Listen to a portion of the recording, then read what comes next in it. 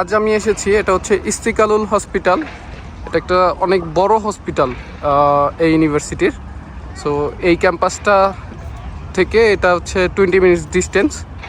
এই হসপিটালে হচ্ছে বেসিক্যালি পেডিয়াট্রিক্স ডিপার্টমেন্টটা আছে, আরও বেশ কিছু ডিপার্টমেন্ট আছে, বাট বেসিক্যালি এটা শুধুমাত্র পেডিয়াট্রিক্সের জন্য, শুধুমাত্র শিশুদের জন্যই এই হসপিটাল। এইখানে আমার কলিগ ডাক্তার আসাদ ও এটাতে আছে, আরও বেশ কয়েকজন বাংলাদেশি ডক্টর এটাতে পোস্ট গ্রাজুয়েশন করতেছে। তা আমি এই হসপিটালটা যদি সুযোগ হয় আমি পুরোটা ঘুরিয়ে দেখানোর চেষ্টা করব। আজকে হয়তো পসিবল হবে না, কারণ আজকে আমার সময় নাই, বাট আমি এটার একটা ফুললি রিভিউ ভিডিও আমার এই ইউটিউব চ্যানেলে দিব।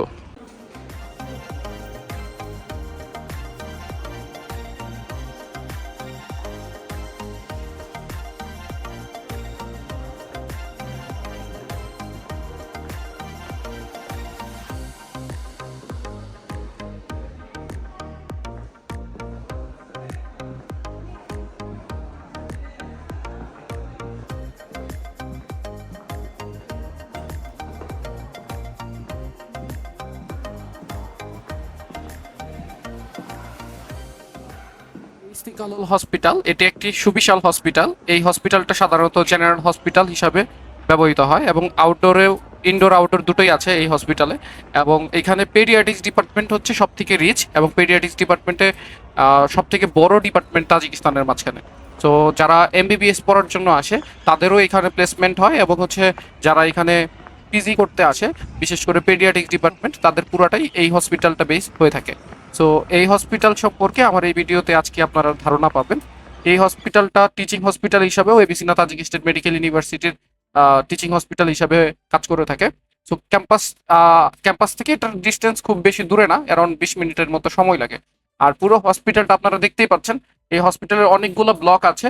পুরো হসপিটাল আসলে ঘুরে দেখাইতে গেলে আমার সারাদিন চলে যাবে। তো আমি এই ছোট্ট ভিডিওতে যতটা সম্ভব আমি দেখানোর চেষ্টা করেছি। আপনারা এই ভিডিওটা দেখেন তাহলেই বুঝতে পারবেন যে হসপিটালটা কতটা আধুনিক একটা হসপিটাল। এই হসপিটালটা তুর্কি সহায়তায় বেসিক্যালি, এবং হচ্ছে তাজিক গভর্নমেন্টের সহায়তায়, দুই গভর্নমেন্টের যৌথ উদ্যোগে এটা প্রতিষ্ঠিত হয়েছে।